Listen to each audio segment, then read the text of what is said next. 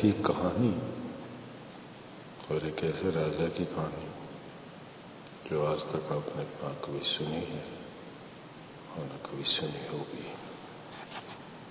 तो सुनिए क्या हुआ और कैसा राजा था वो।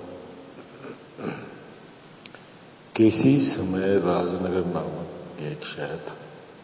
उस शहर का राजा बड़ा धनवान था। उसके खजाने में हीरे जवाहरात की भरमार थी। उसके पास फौज भी बेशुमार थी। आस पड़ोस के सब राजा उसकी धाक मानते थे। संसार में उसे किसी चीज की कमी ना थी, लेकिन ना जाने क्यों यह राजा हमेशा उदास रहा करता था। मंत्रियों ने बहुत बार उससे उस उदासी का कारण पूछा। रानियों ने भी बहुत प्रयास किए, पर किसी को उसकी उदासी का कारण नहीं मालूम हो सका। आखिर लोग हार कर चुप हो गए। असल में उस राजा की उदासी का भेद यह था कि उसके कान गधे कैसे थे। उसका ये भेद उस राज्य में उसके नाई के सिवा और कोई नहीं जानता था। नाई को अपनी जान का डर था, इसलिए वह भेद छुपाए हुए था। जब पहली बार नाई ने राजा की हजामत बनाई, तभी राजा ने उसे चेता दिया, अरे देख इधर, मेरे राज में कोई ये भेद नहीं जानता, एक तू ही जानता है, इसलिए इसका बता। अगर किसी को इसकी जरा भी भनक चली तो मैं तेरी जान की खैर नहीं, बोटी बोटी उड़वा दूंगा। समझ गए ना? नाई ने कहा, जी हजूर, खूब समझ गया। क्या मेरे बाल बच्चे नहीं हैं? महाराज बेफिक्र रहे, ये भेद कोई नहीं जान सकेगा। महाराज ने खुश होकर उसको 5 अशरफियां इनाम में दी। महाराज को ये वचन देकर नाई घर आया, लेकिन उसके पेट में ये बात नहीं पस सकी। डर के मारे वह किसी से कुछ कह भी नहीं सकता था। बस क्या था, उसका पेट फूल फूल कर कुप्पा बन गया और वह बीमार रहने लगा। उसको बीमार देखकर उसकी औरत ने एक वैद्य को बुलाया। वैद्य ने आकर नाड़ी देखी और थोड़ी देर तक सोच विचार कर कहा, देखो, तुम्हारे पेट में कोई भेद छिपा है, इसी से तुम्हारा पेट फूल गया है और तुम बीमार पड़ गए हो।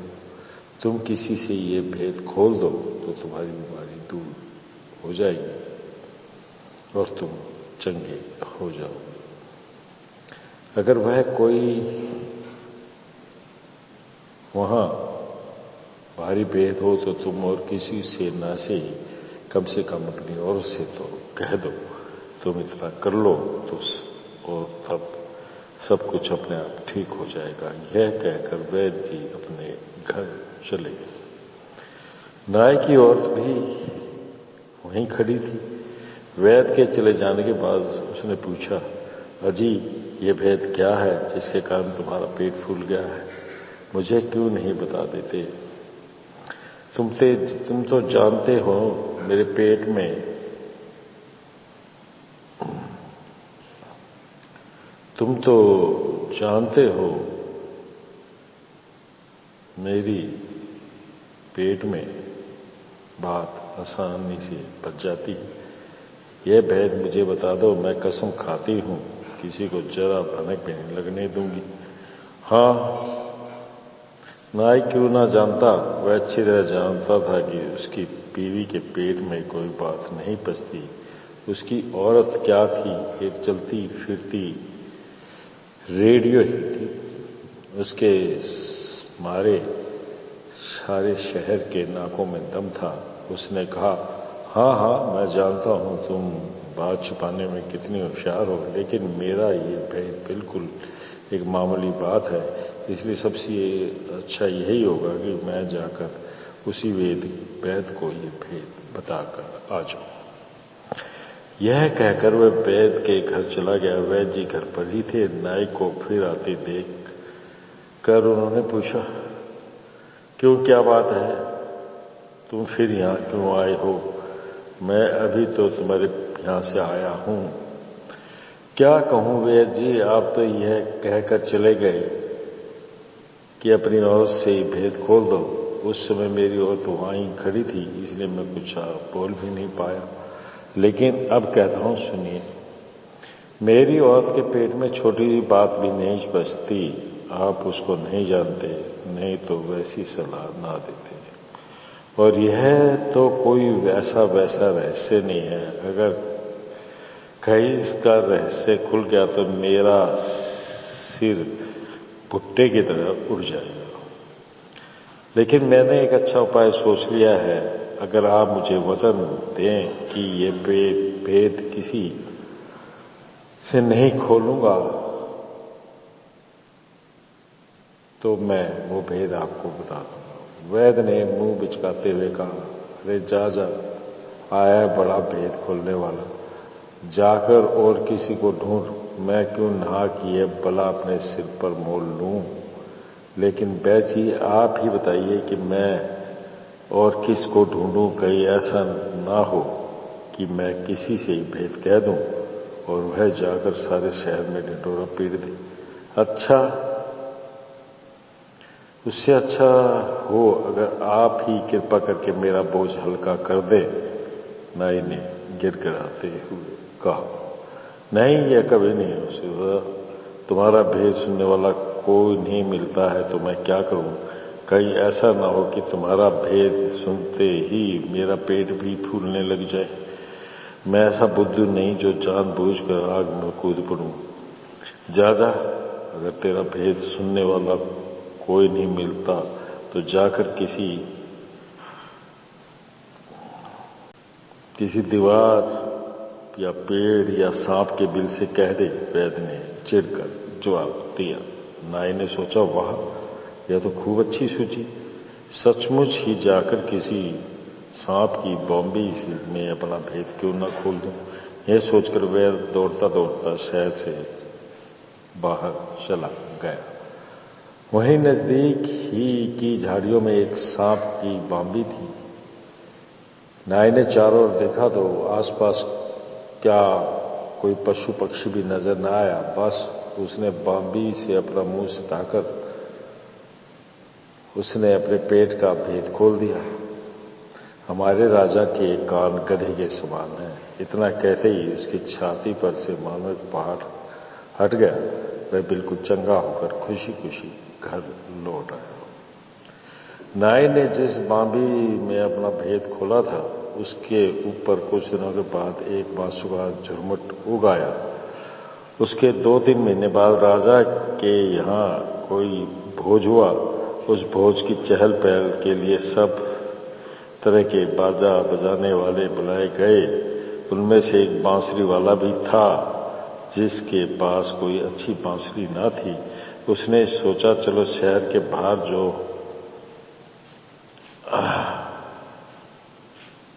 बांसों का झुरमुट है उसी में से एक बांस काटकर एक नई बांसुरी बना लेता हूं। यह सोचकर संयोग से वह उसी बांबी वाले झुरमुट के पास जा पहुंचा और एक बांस काटकर अच्छी सी बांसुरी बना ली। उसने वह बांसुरी राजा के दरबार में बजाने के लिए रख छोड़ी। मौज के दिन वह बांसुरी वाला ठीक समय पर राजमहल में हाजिर हुआ। सब बाजे वालों के बाद उसकी भी बारी आई और उसने खुशी खुशी बांसुरी उठाई। लेकिन यह क्या, बांसुरी से एकाएक क्या शब्द निकला। राजा के कान गधे के समान। सारे दरबारी चौंक पड़े और उसकी ओर अचरज से देखने लगे। बांसुरी वाले को काटो तो खून नहीं। उसने फिर बजाया, फिर वही सुर निकला, राजा के कान गधे के समान।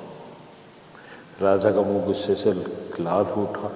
तलवार खींचकर वह बांसुरी वाले की ओर झपटा कि एक ही बार में उसका काम तमाम कर दे। लेकिन ठहरिए महाराज, जरा सोच विचार कीजिए। इसमें मेरा कोई दोष नहीं है। ये बांसुरी आप ही ऐसा बोल उठी है विश्वास रहा तो एक बार आप ही जांच कर लीजिए, बांसुरी वाले ने डरते डरते कहा।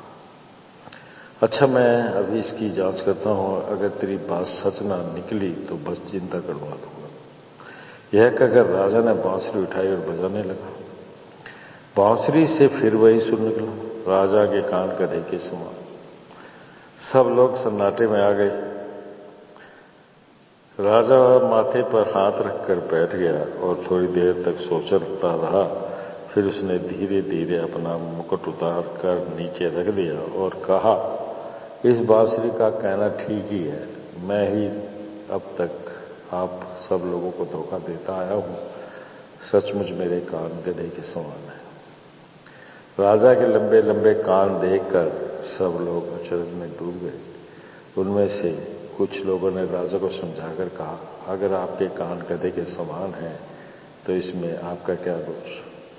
जब भगवान की ऐसी मर्जी है तो आप क्या कर सकते हैं? इसी तरह उन्होंने बहुत तरह से समझाया कि गधे के कान होने से कोई हर्ज नहीं है। धीरे धीरे राजा की सारी उदासी दूर हो गई। अब वह निश्चिंत होकर राज करने लगा। लेकिन जब कभी उस बांस के उस झरमुट के पास आता तो फिर सुनाई देता, राजा के कान गधे के समान। डर के मारे वह उससे कटवा भी नहीं सकता था। तो दोस्तों, ये कहानी थी राजा के कान के बारे में।